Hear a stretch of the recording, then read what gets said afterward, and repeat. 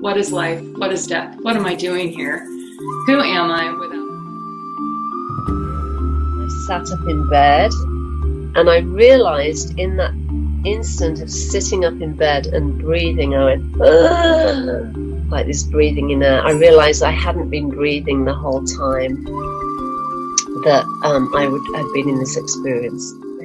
And I made that sound so loudly, it woke Tony up, and he sat up and said, "What's wrong? What's wrong?" And I said, "I don't know, but my life will never be the same again."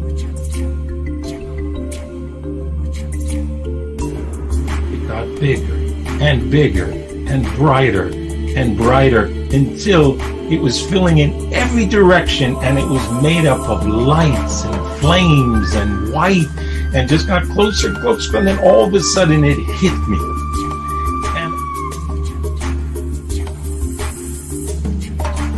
But suddenly there was like this kind of like this portal just opened, that there I could just sense that I have access to all the information in the universe.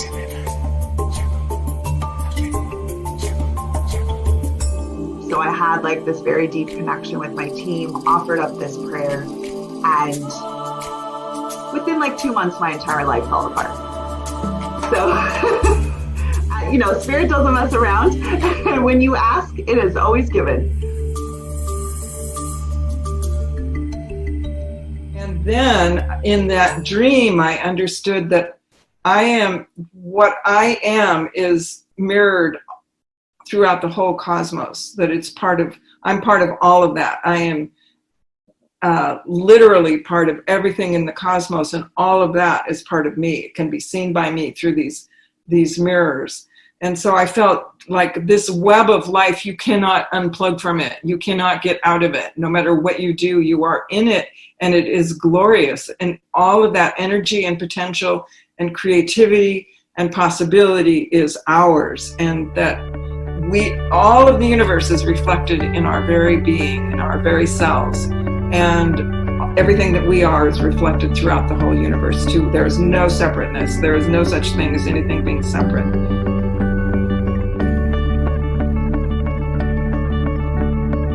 2020, what a ride. My life is 100,000 times better than I ever imagined it could be.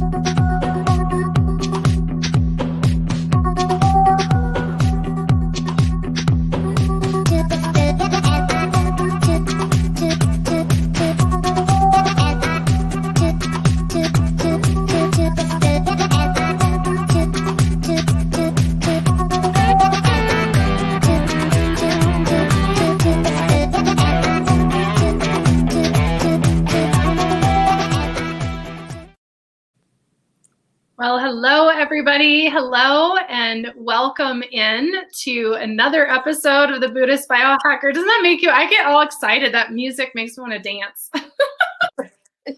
Yeah, I mean, what an intro. That is absolutely phenomenal, Lisa. Fantastic job. Oh, thank you. My husband did the music, and it's just so good. So we have lots of requests. I know you guys have been requesting for a full song, so he's working on that. But it just makes it ready. I'm ready, and I'm ready to keep it real with you, Julie.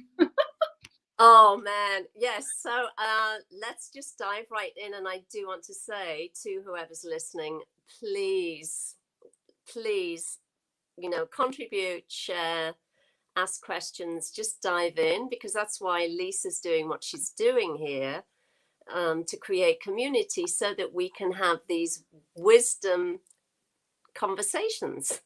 These conversations about truth and what is real and what has authenticity and integrity for each and every one of us. So I would love those who are listening on the live, and also people who watch later, to feel free to ask questions. So the theme for today is ending the spiritual bullshit. Which it just has landed so powerfully and so heavily in my space. And to create context, let me speak about a few things that have happened over the last few weeks specifically. But what I've also been seeing, really, I guess, since the pandemic, more kind of powerfully than before. So what happened is, a couple of weeks ago, an email landed in my inbox from a spiritual teacher. I don't know how, my address had been given, but anyway, this email landed. And the theme was that this teacher was going to be selling the most, in his words, the most advanced, highly evolved mentorship program for adept seekers, is the way he put it. Highly evolved seekers is the way he put it. So it's really, then there was a lot of sort of information around what that meant. And, I was kind of interested. So I'm following just to see where it was going to go in terms of the price point. And it was $1,500 a month. Oh, geez. And it was $1,500 times 25. So if you do the math, and I think I'm right in saying that's close to, or around about, $40,000 per month that this spiritual teacher would be receiving. And it was very, very kind of pushy in terms of the sales and the presentation of what this involved. But it didn't really involve very much other than 1 or 2 calls a week. The $1,500 a month. In that same time frame, I received a message from a friend on Instagram who was saying that she had received a message about a program that I think was coming out. It was a teacher based in the UK who was selling a program that was the equivalent of something like $7,000 for a couple of months. Then I also had, when I was doing a counseling session with someone, she was telling me that she was being sold a program that was going to run for something like 4 months, and the price point was $12,000. And these are all spiritual, spiritual sort of programs is the way they're sold. And then someone else asked me about my opinion on a retreat that was going to be based in India. And the promise was that you would gain enlightenment in a week. Oh, and boy. That's what I said. Good luck. Good luck. The cost of that was around $7,000. And now, in the same vein, the same way, someone I work with who's based in the US, a guy who has been through his difficulties and so on and so forth, but he came to me after he had spent months working with a spiritual teacher, an enlightened master, who was charging between $6,000 and $7,000 for between 4 and 5 day program, and with similar promises. And this man had essentially burned out his savings going to see this guru, and was still as unhappy at the end of it as he was prior to signing up. So all of these things really have been kind of firing off these alarm bells, because it really, what it speaks to is the vulnerability of people, especially with COVID. If you've lost your job, or you're in a relationship that's not going well, or there's concern about the future, or, you know, whatever the story is, it's really easy to feel vulnerable and get pulled into these promises, these high ticket promises that really are not going to help you very much, other than maybe give you a buzzy feeling or make you feel high for a few days. But, you know, essentially what happens is after you come down off the high, you've got to deal with maybe a job that you hate, a difficult relationship, the kids screaming at home, and whatever else is going on in your life. And I, you know, having said all of that, I don't want to diminish or dismiss the importance of, you know, obviously if you're working with a life coach or somebody who has integrity and somebody who's offering a service with an accessible price point. I'm not speaking about that at all, because that has value. What I'm speaking about is these very highly charged promises, programs, events, and so on and so forth, that are selling truth. And the point is, no authentic teacher or guru or master will sell. You can't sell truth, because one has to awaken to the truth within his or her own being. And that's the truth of it, right? And, you know, right up front, if you go and visit an authentic master or a guru, they will tell you the secret of the universe in one sentence: thou art that. Thou art that, or you are supreme consciousness itself. And they say that from the beginning. And then the work is really working with seekers to help them see the psychological conditioning and the patterns and the resistances that have kind of built up over the years, where it blocks the true seeing of who he or she is. So I think this is a really meaty topic of conversation, especially now. I'm seeing it popping up all over Instagram with these promises of programs and events and things being sold at high price points. And I felt like it was a really timely and important conversation to have, in support of everything that both you and I say, which is trust your own inner knowing, trust your own seeing, trust what feels right for you. No one can promise you enlightenment in a week.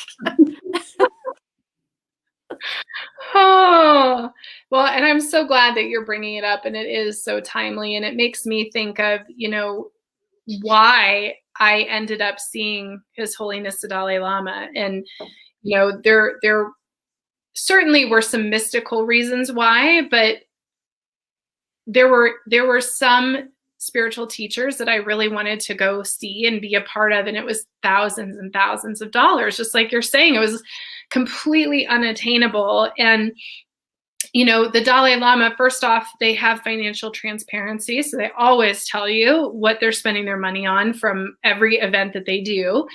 But it was like $50 to go see him for a talk, and even the Kala Chakra was 12 days and it was $500. And so it's an amazing thing, like what can be charged and what the value really is, because the value, you know, there is no price to the experiences I had with His Holiness, but it certainly was a reachable, attainable thing. Yes, which is really the bottom line with an authentic teacher or guru or master. And you know what happens as well is there's this belief in the West that the higher the price point, the better the product. And of course, we know that with respect to cars or homes or whatever. And the same belief is applied to and used, right? And applied to spiritual teachings as a way of hooking people in. To make them think that you're going to get the highest of the highest of the highest of the high if you spend, for example, $1,500 a month on being mentored. And truth is simplicity itself. It's contained in those three words: thou art that. Right? And the thing is that the important thing is that wherever you are in your life, whatever difficulty is showing up, whether it's, you know, relationship, work related, or frustrations around you know, not getting the job or getting the promotion you wanted, whatever that looks like, that is your entry point. That is always the entry point with respect to looking at, you know, psychological, emotional conditioning and all of that. And that is your work to do. And no one can come, you know, and kind of wave a magic wand over your head and take those challenges away. That is your work to do. And at the heart of that is your own realization or your own seeing. That's the truth of it.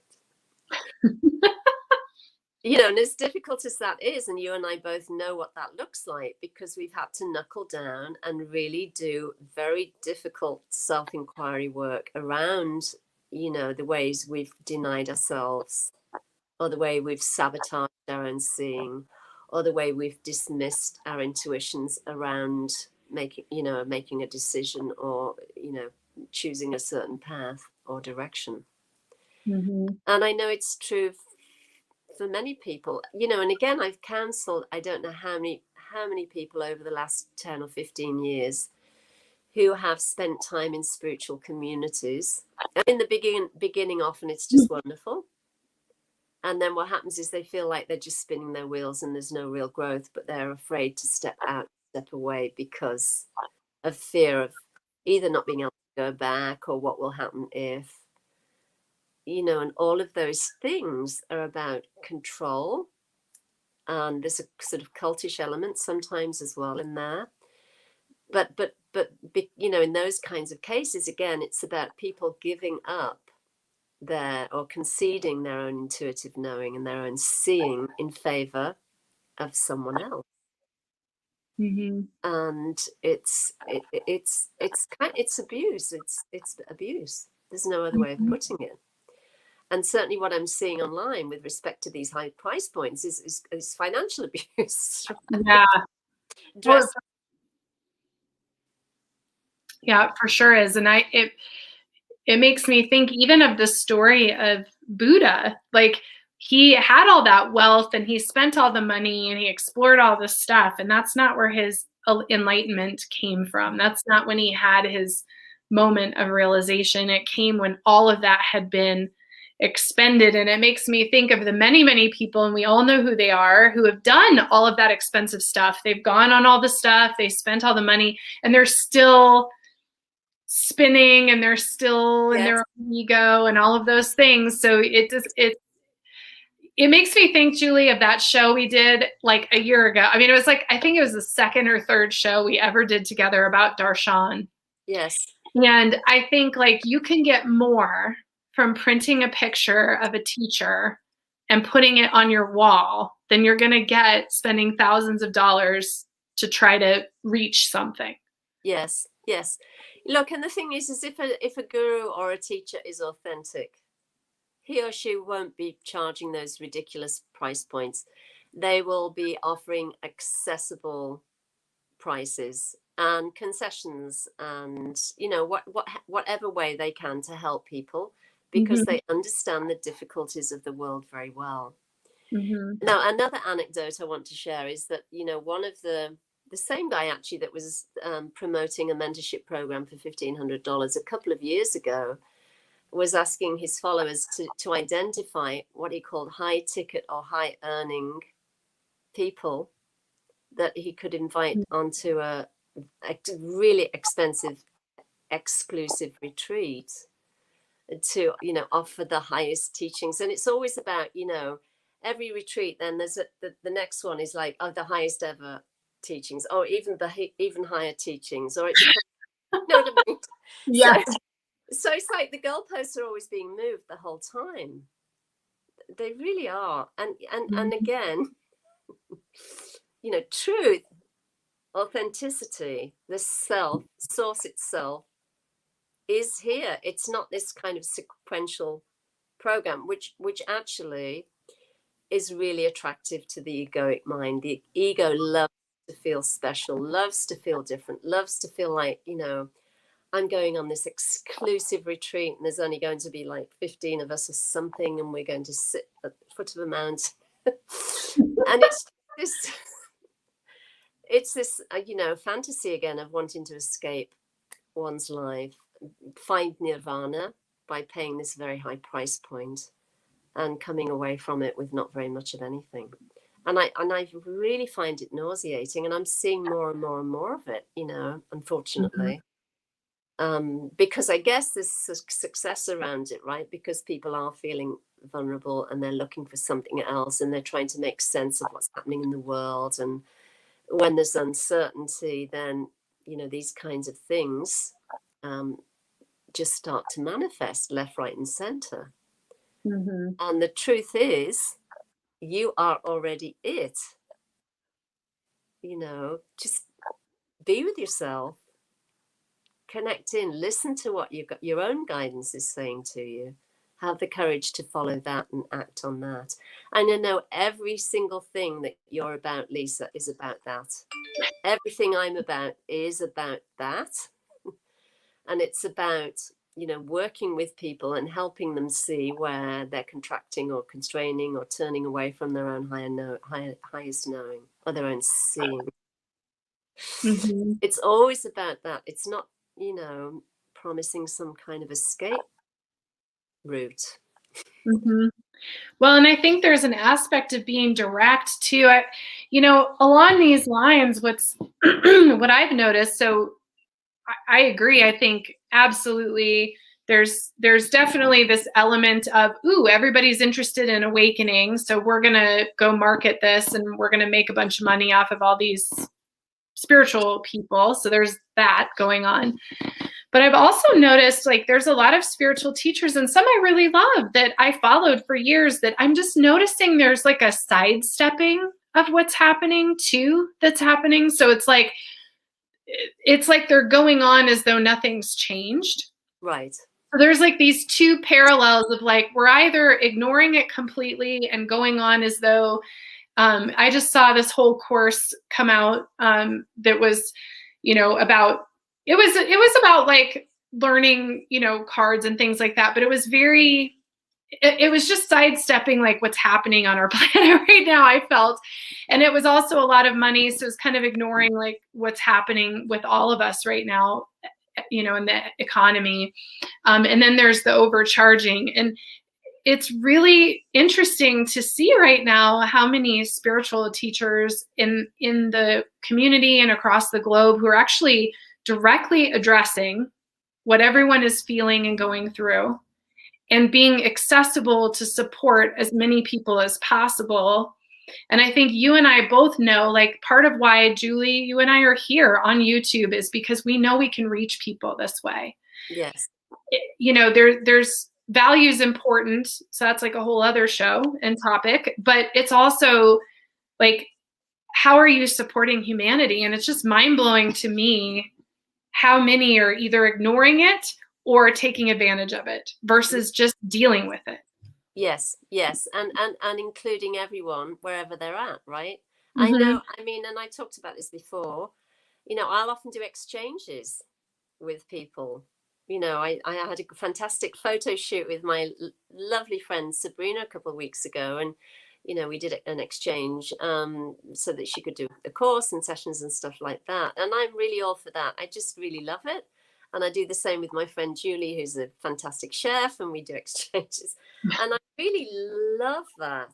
I really do. And I think it's important because, obviously a lot of people are going through very difficult times right now, especially if you've got, a single mom with kids and she's lost her job, or, the dad's the main breadwinner and he's on reduced hours, or whatever's going on, right?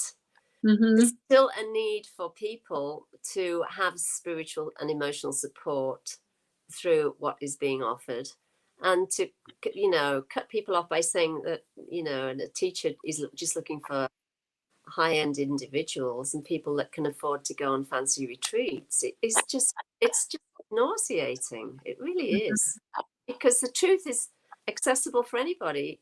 A pauper living on the street, it's available for everyone wherever he or she is. And this is why I really love this platform too, because you know, there's a massive amount of content here that people can access for free. Yes. And engage, they can ask questions. I mean, this is what you and I are always about, you know, engaging, asking questions. You know, I always say on my little YouTube channel, leave a comment or ask a question. This is how you can reach me. You know, I'm available. Mm-hmm. You know, and while I'm doing all this spiritual work and working with clients and some groups and so on, you know, I'm still, it's not like this is my main, you know, income. I work my butt off as a high school teacher and do that all day, every day. And essentially I'm doing the same work with students that I do, you know, with adults. It's really about creating a safe space and inviting them, okay, what feels right for you? You know, in terms of color choices and lines and, you know, shapes and patterns and forms, and having informed conversations and opening up the space, you know, and they ask questions about, you know, leaving their bodies or chakras or whatever's happening with them. You know what I mean? Mm-hmm. So it's really important just to keep things real and authentic, and also, you know, what I hear a lot is people beating themselves up because they can't afford to go on a fantastic retreat to Bali or wherever, Costa Rica, or whatever the place is, right? Yeah. Yeah. And feeling less than because of it. You know what I Mm-hmm. mean? It's just, I do. it's just terrible. I do. And I've been there. I've been there where I really wanted to go see this particular Indian guru person and I couldn't go. And I felt pressured, like, about it. Like, it was really uncomfortable. I had a couple other people who were participating and I just simply couldn't do it. And it makes you feel bad about yourself. And like you said, I mean, it goes back. My initial call to action that I received was to create a resource of light. And I know it's for this reason. Like, you know, we have over 400 video presentations on this channel alone that you can find that are free. And there's a reason for that. Like, I want you to be able to, I wanted to get all of us and what we can do and all these incredible teachers so that we have a spot to be, to awaken and to share and to connect. And, you know, it's about being available in all different levels so that, you know, you can find the information and find the teachings and find what you need. And even if that's a book, you know, go to a bookstore, go to a used bookstore, find a book. I mean, there's lots of options that don't involve. And, you know, Michelle and I were just talking about this on our show this morning, Julie, which is this shaming of, like, if you're not doing this particular thing. And I see, Carrie, you've written here, she said that the BS she's done with is scare tactics, last chance, don't wait, this is the end. But then she says, including spiritual ads that indicate we are not whole people unless we have a certain brand of enlightenment. And that's just bullshit. Yeah. And it just nauseating. You know, like you said, I mean, through books, you know, and that was really why I was prompted to write the first book I wrote, An Awaken Life, A Journey of Transformation. I cannot tell you the emails I've received from people who've read the book who got Shaktipat from it. They awaken. Yeah. And also through the one-on-one counseling sessions, I cannot tell you, same with you, I'm sure, the number of people that have had awakening experiences via the work we've done in just one session. Mm-hmm. You know, it's not like I say to, oh, you know, I need you to sign up for, 20 sessions. I'm absolutely thrilled. Nothing thrills me more than working with a person for just one session, and he or she has this massive awakening and breakthrough and so on, and I never see them again. Mm-hmm. You know, because it's about empowering people and helping people and supporting them realize who they already are, and looking and seeing their own sort of self-created limitations or obstacles to that seeing. Mm-hmm. So all of this kind of, great long protracted, programs, some 6 months or a year or 2 years or 3 years or whatever, that with these massive price points is just ridiculous. And, and I don't know, I haven't actually seen anybody talking about it and, speaking up. Yeah. Other than you and I right now. And maybe people are just kind of blind to it, or they just blow it off and they're not interested in it. But I felt a call to speak about it because I know people that have gone into debt to go to programs, you know. And obviously I'm not speaking about like yoga programs for a week, or, you know, with affordable price points that are like retreats and that just help you kind of strengthen your meditation or your yoga practice. That's very different. I'm thinking about these crazy offerings that are just ridiculous. You know, I was scratching my head with the one on I keep going about the $1,500 one, but I'm thinking, cheaper. You know, by the time you paid your mortgage or your rent and all your utilities, your car, your food and everything else, right, and leisure money or whatever, I don't know that many people that have got that amount of money left over. Well, I agree. I mean, there's some crazy high stuff out there, and that's the $1,500 a month you're talking about is high. And I saw one that was like $1,350 a month, and they required you to sign up for 12 months, and it was also, you know, some kind of program. Yes. And I think, you know, that anyone who has, and this is the trick, because anyone who has that kind of money, I mean, I'm sure they're searching for something, you know, but those of us who are really looking for something to come up with that is just impossible, especially with so many people losing their jobs and all of those things. I just think the more accessible we can be, the better, and still, you know, for us to be able to live, right?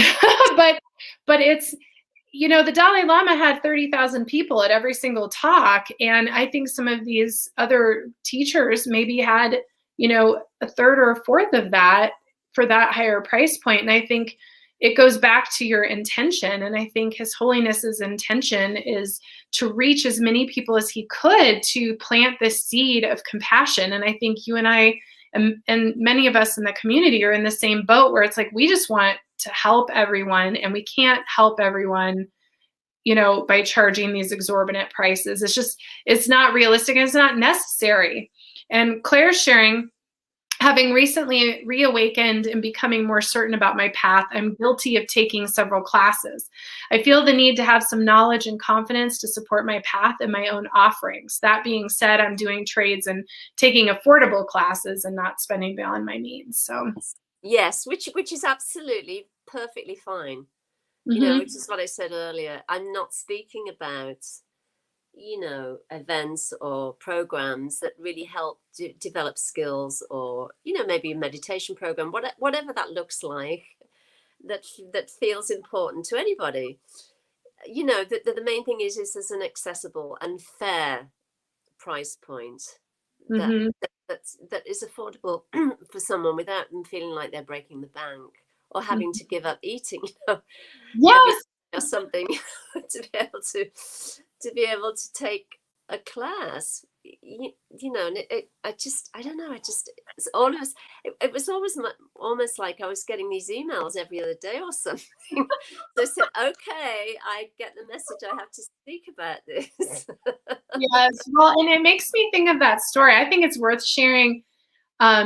You know, if it's out of your price range and you're beating yourself up trying to do it, you know, if you're meant to be there, the universe usually finds a way to get you what you need. And so that's sort of my filter. Like, if I can't afford it, I have to step back and say, maybe this isn't, if things aren't aligning for me to do it. And it reminds me, you told this story, I think it was one of your clients who did have something happen so she could go do something. Yeah, well, it was actually my story. You know, okay, that's what it was. Well, that's right. I'm like, oh, you told a story. Yeah, it's a great story, because this really speaks to what you were just saying. So this was, I forget, in the 90s, the early 90s or mid 90s. There was a whole month long yoga and meditation program that, as soon as I saw it and heard about it, I just knew I wanted to be there. I forget the exact price point, but it wasn't too bad for a whole month, you know, including your food and lodgings and all of that. It was only about, this is in the 90s, mind you, it was about $1,200 or $1,400 for a whole month. But, you know, it meant I also had to come up with the flight money and to hire a car to get me to where I needed to be and all of that. So, and also Tony and I had already planned to go to the UK for part of the summer, right? So there was a hefty cost with respect to that, because flying to the UK from the Bahamas is very expensive. So it's like, holy moly, how am I going to do that? I just didn't know, but I knew, it was calling to me. So I made the reservations. In those days, you could make flight reservations. You didn't have to pay up front like you do now. So I made flight reservations. I booked to go to the retreat, and literally just a few weeks before, we would have had to have gone, there was nothing happening. And then I got a call to ask if Tony and I would be available as extras for a movie that was being filmed here on the island. And I said it'd probably just be for a day. So he said yes. And it turned out the shoot was 3.5 weeks, because we were being filmed on a boat and the weather just wasn't cooperating. And then there was an accident with another speedboat and so on. So anyway, this one-day shoot lasted for 3.5 weeks. And, when we got, and also because they feed you so well on these film sets, I mean, fantastic food. So we didn't have to pay for groceries or anything. We were there from early in the morning till like 5 or 6 in the evening or something. And we were just well fed. So anyway, when we were paid, it literally covered both of us to do the retreat, to pay for our airfare, and there was something like $30 left over. Wow. And then Tony said, "Oh, that's our departure tax," because we used to have to pay departure tax to leave the Bahamas, which is like $15 each or something like that. So, and that kind of thing has happened several times in my experience, when I've felt a call to do something and I've thought, oh, I don't know where the money's coming from, it just somehow lands, and it happens. My story is the Dalai Lama, and I probably talk about him too much, but maybe never too much, but going to Washington, D.C., it was 12 days. So I had to travel. It was 12 days, and I think it was like $500 for all 12 days. I mean, it was really reasonable, but for me, at the time, it was like, how am I going to do that and pay for a hotel?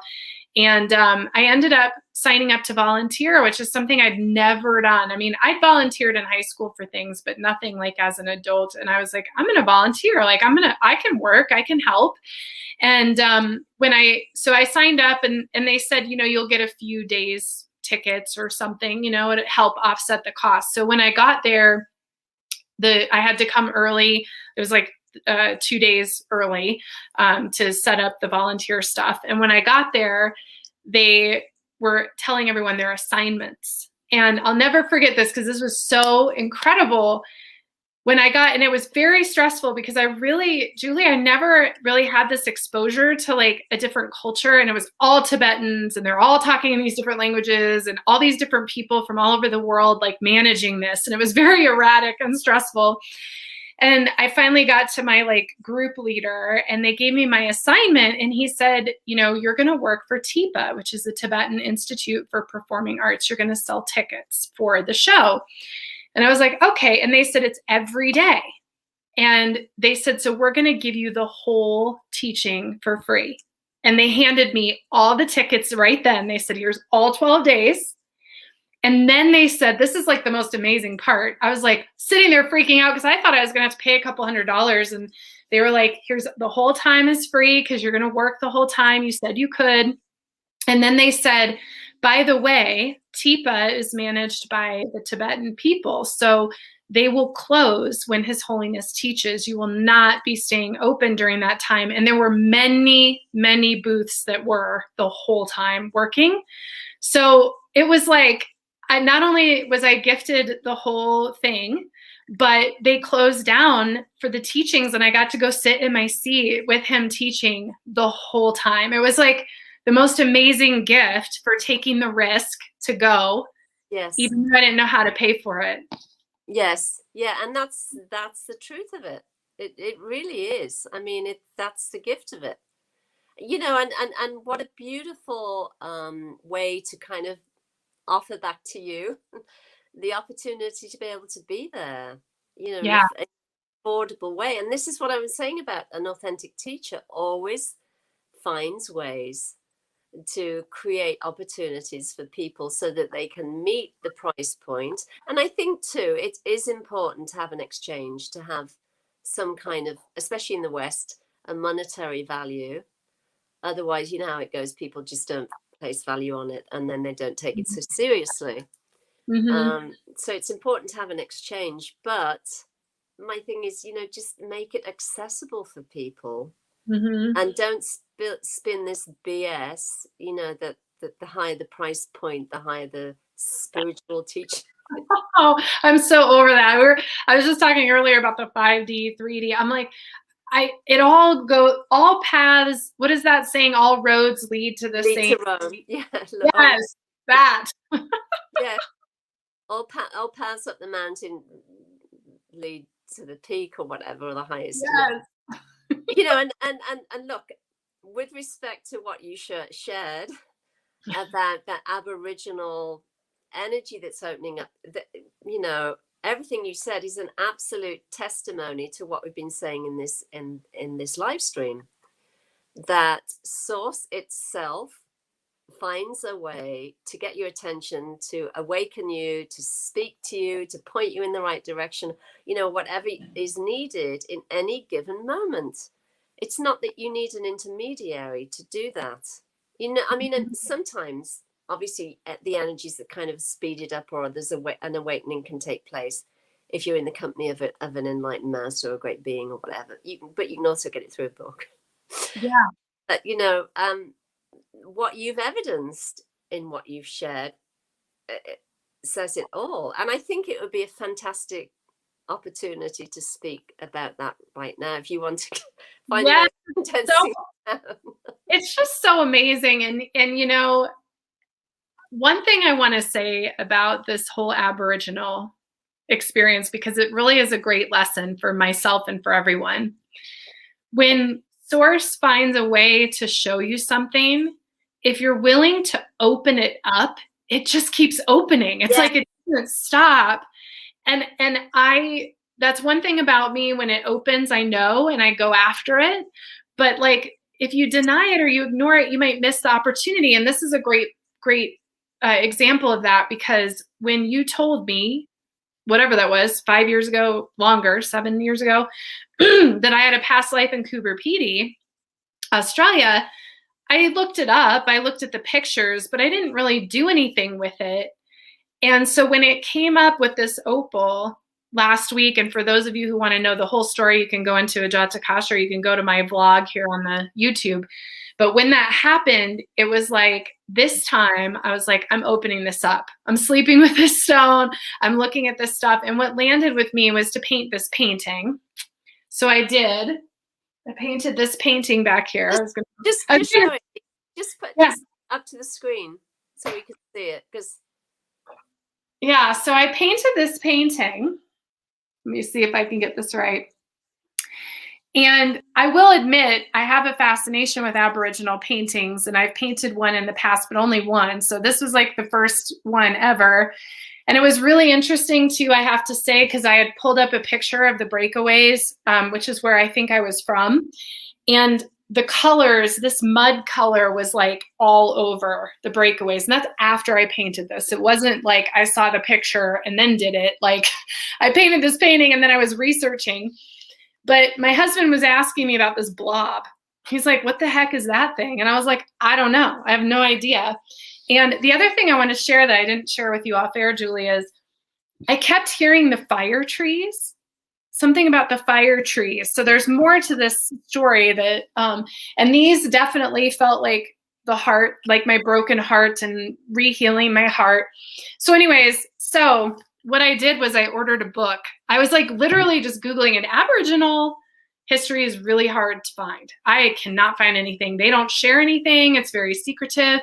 So anyway, I ordered this book called The People in Between. And I knew nothing about this book. I just knew I had to have it. Like, I saw the photo and I was like, I'm ordering this. You know, it's like $12 or something. So I open up this book, you guys, and it's just so profound. I open up the book, and first off, it's all about Aboriginal art. But like, look at these.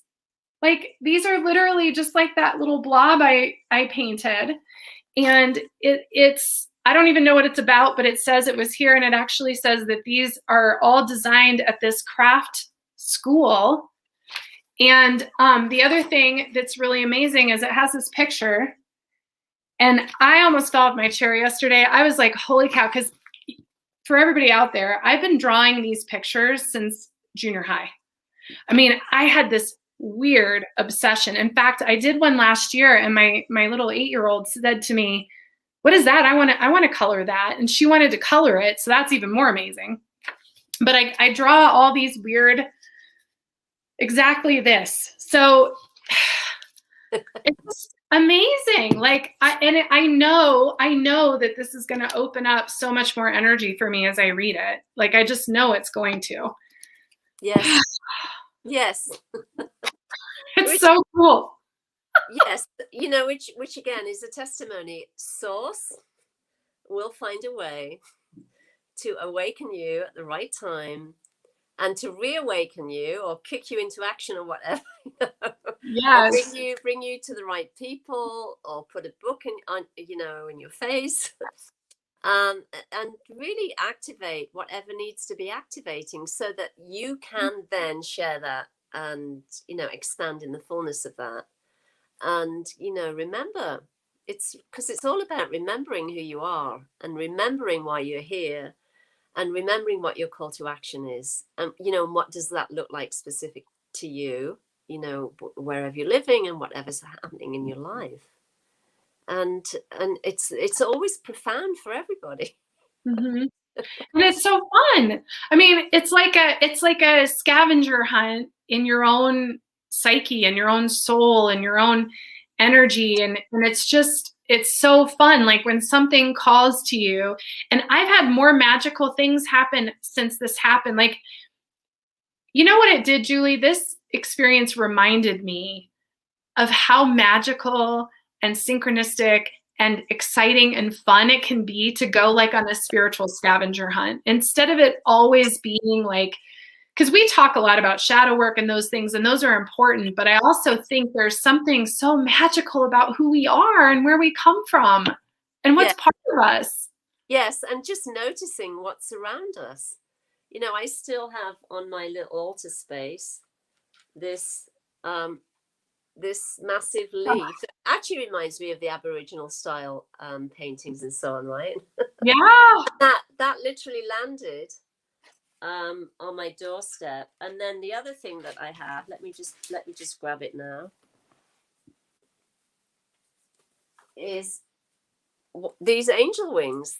It's like a husk from a coconut husk, but it just reminds me of angel wings. And so and that landed when I had been thinking about angels and remembering dreams with angels and messages from angels, and that landed literally at my feet. And my friend Julie said, "Hey Jules, look, have you seen the angels have come to visit you? They're right there." So then we lay down on the tennis court. This was I think back in August. We lay down on the tennis court doing aerobics and trying to sort of get fit and all of that during the lockdown. And then we're just like, holy moly, it was like the whole sky was filled with angel clouds, and they were so well defined and so big and so beautiful. And I just really took that as a message because you and I were as well doing a lot of work with the retreats and all the other stuff that was going on and doing the live streams, and it was just, I just felt like I was being given these blessings and initiations from these angelic beings. And all of that shows up all the time if you have the eyes to see. Mm-hmm. It's they're always there. Those signs are always there, and we don't need to be paying someone back to $1,500 a month to wake up to that, right? Yep, $12 for this book. And yeah, it's like if you just listen and you connect, and I would say anyone who knows me knows I definitely listen and take action. However, this whole experience with the Aboriginal energy really like clicked something in me different than it has in the past. And it did really, I feel like even when I thought it was over, like the wave of energy. And then I got this book yesterday and I'm like, my God, like there's more. And I think there's going to be even more. And it's just really incredible. It's like such a gift, you know, when you allow things to open you up. And that's where I don't care. You could pay somebody $30,000, but it doesn't mean that they're going to put something in front of you that Source can put in front of you. No. Like, you know, and really Source is you. You're putting something in front of you. So it's asking yourself, like, what am I going to put in front of me? What am I going to invite myself to see today? Yes. Like, that's what it's all about. And it's really fun. Like, I think we should even play a game with everybody here. Like, I want you to put it out there, like, see what you're being invited to see, and then let's share with each other, because I think it's really fun to like see what pops up when we follow our instincts. Yes, definitely. You know, and that would be great. And the other thing to do, I think, is to do a little bit of sort of self-inquiry around what is, even if you had the money to pay to go on a really expensive retreat, or, you know, pay for this mentorship program, what is it that you're looking for that you don't already have? What do you think he or she can give you that you don't already have? Because, you know, what we claim the world isn't giving us is really what we're not giving ourselves. And that's the truth of it.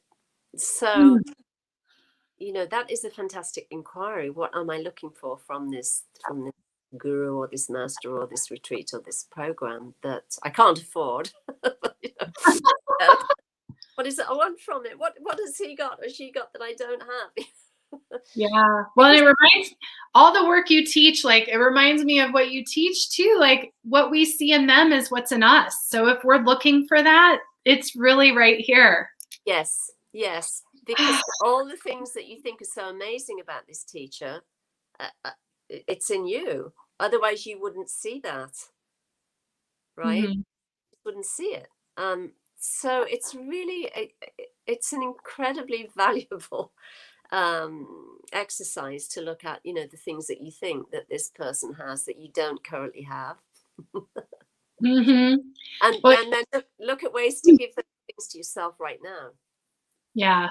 Well, it reminds me of, I kept thinking, I want to go to India. I want to go to Dharamsala. I want to go, because you kind of get caught up. I mean, it's no different. No matter how amazing the Dalai Lama is, it's no different. The community, you get caught up. Well, I've been to Dharamsala and I've been to Bodh Gaya and I've done this and I've gone here and I've had this initiation. I mean, it all, trust me, it all goes that direction too. Don't worry. Yes. But I remember when I lived in Boulder and I was really wanting to go to Dharamsala, and I thought, I'm never going to get to India. I'm never going to get to Dharamsala. And I did this meditation and I heard His Holiness say to me, Dharamsala is in your heart, and that is the only place you need to go.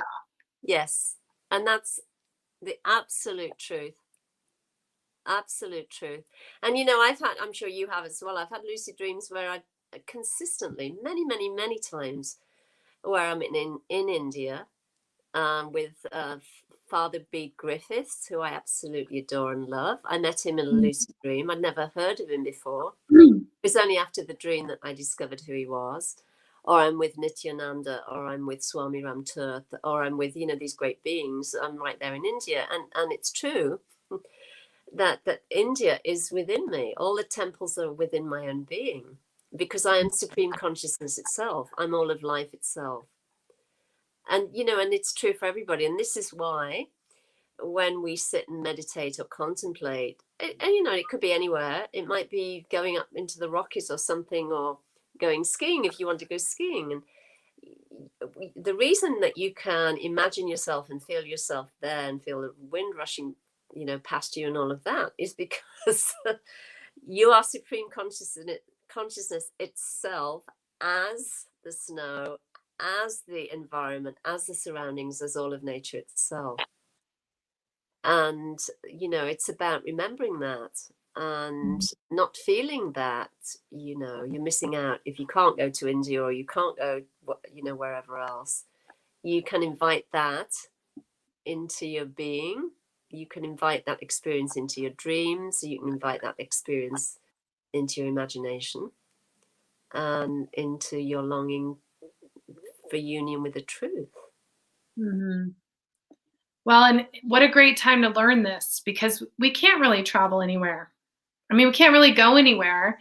And I think what I'll do is I'm learning how to work all these YouTube cards, you guys. You got to be patient with me, but I'll try to figure out how to link this to the Darshan Oh, yes. conversation we had, because I think that really aligns with what we're talking about too. And you know, how to invite this into your life, because we can't just hop on a plane and go somewhere right now. It's not easy. So you don't have to. And I think that's how you know when it's an authentic teacher, is if they're telling you, you don't have to do all this stuff in the midst of everything. Like, I think what's bugging me is the acknowledgement of what is happening. Like, let's acknowledge that things are happening and not pretend like there's, you know, people are still traveling and they have endless money and everybody. I mean, let's get real. Just like, I mean, the show, you know, keeping it real, that's exactly what it is. It's like, we're all like, who's going to Costa Rica right now? Not many people.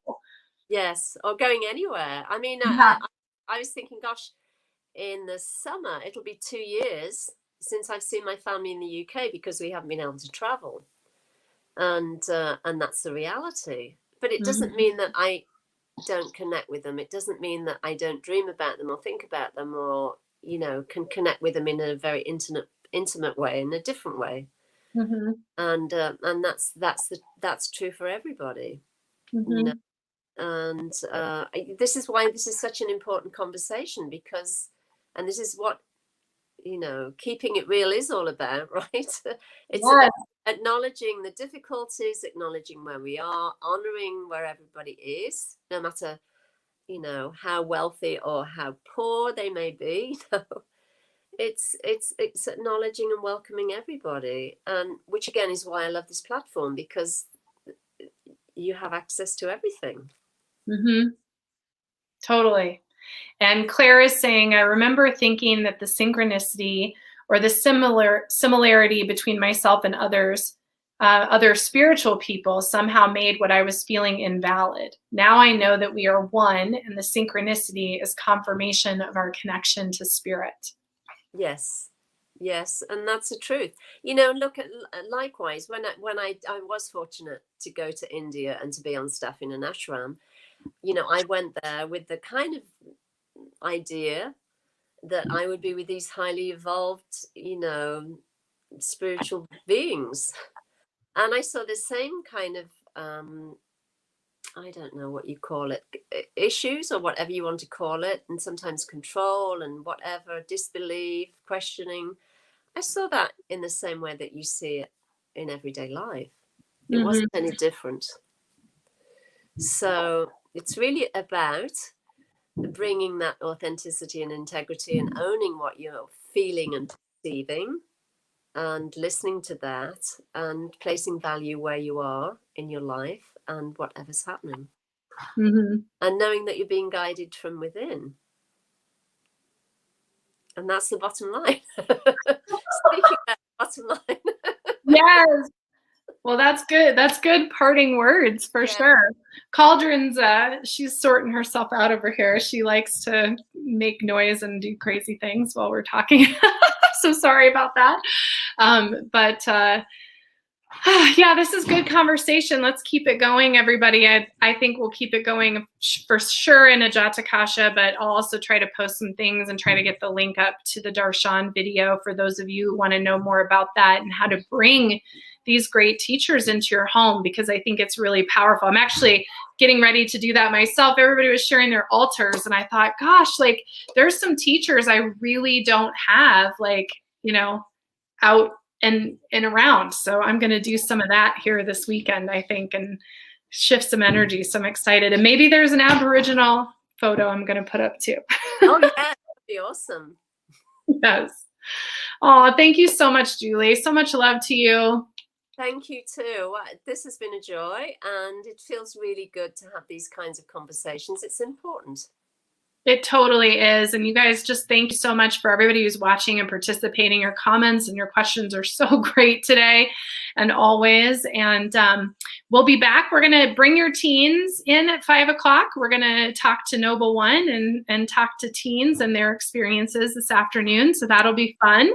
And thank you again for watching. And thank you so much, Julie. Oh, and Julie her episode of Awaken Grace is airing at 11 a.m. on Friday, March 26th. You'll be able to see her story of awakening then as well. So thank you guys so much. Wow.